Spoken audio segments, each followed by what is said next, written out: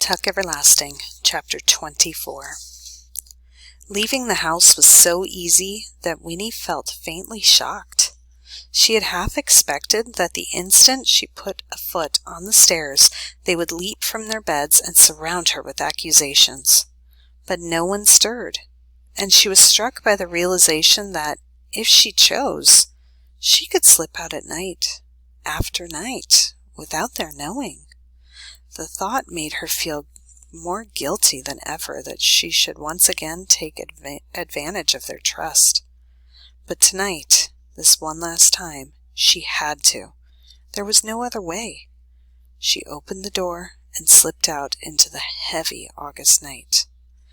Leaving the cottage was just like leaving something real and moving into a dream. Her body felt weightless, and she just seemed to float down the path to the gate.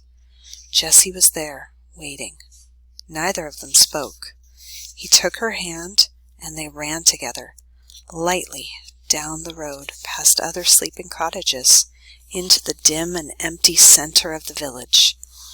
The big glass windows here and there were lidded eyes that didn't care, that barely saw them, barely gave them back reflections. The blacksmith shop, the mill, the church, the stores, so busy and alive in the daylight, were hunched, deserted now, dark piles and shapes without a purpose or a meaning. And then ahead, Winnie saw the jailhouse, its new wood still unpainted, lamplight spilling through a window at the front, and there, in the cleared yard behind it, like a great L upside down, was the gallows.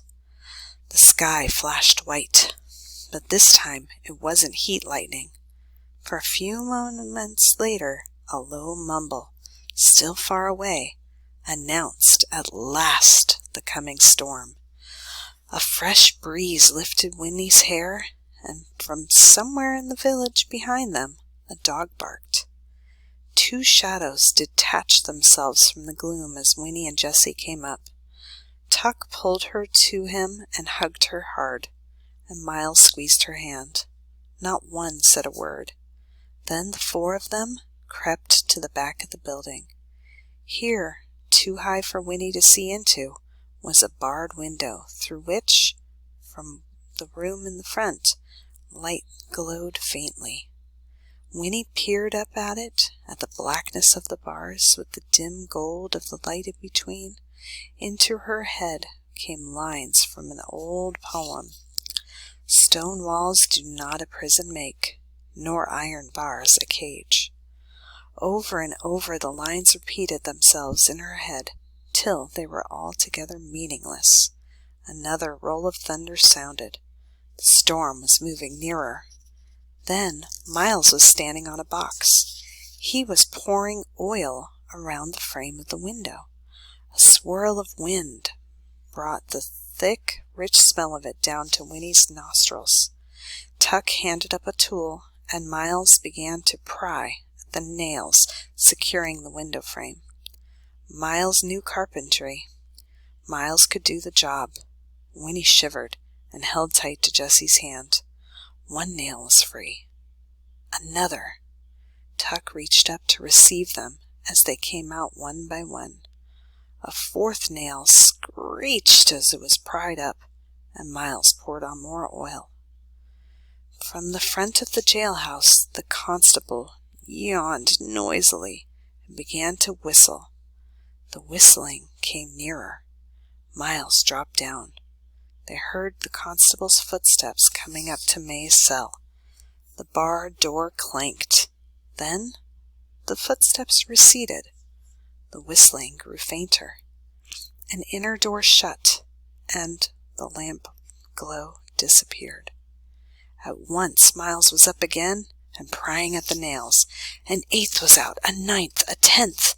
Winnie counted carefully, while behind her counting, her mind sang, "Stone walls do not a prison make." Miles handed down the prying tool. He grasped the bars of the window firmly, ready to pull, and stood poised. "What is he waiting for?" thought Winnie. "Why doesn't he—" Then a flash of lightning, and soon after a crack of thunder. In the midst of the noise, Miles gave a heavy heave, but the window did not budge. The thunder ebbed. Winnie's heart sank. What if it was all impossible? What if the window would never come out? What if— She looked over her shoulder at the dark shape of the gallows and shuddered. Again a flash of lightning, and this time a crashing burst of noise from the swirling sky. Miles yanked. The window's frame sprang free, and still grasping it by the bars, he tumbled backward off the box. The job was done. 2 arms appeared in the hole left by a missing frame. Mae. Her head appeared. It was too dark to see her face. The window. But what if it was too small for her to squeeze through? What if— But now she saw her shoulders were out. She groaned softly. Another flash of lightning lit her face for an instant, and Winnie saw an expression there of deep concentration. Tip of tongue protruding, brows furrowed. Now Tuck was on the box, helping her, giving her his own shoulders to pull on. Miles and Jessie close at his side, arms upstretched, eager to receive her bulk. Her hips were free. Now look out! Here she came, her skirts tearing away on the rough edges of the boards, arm flailing, and they were all in a heap on the ground. Another crash of thunder muffled Jessie's bursting, exultant laugh. Mae was free.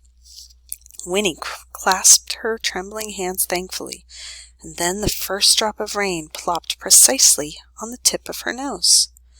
The Tucks untangled themselves and turned to her.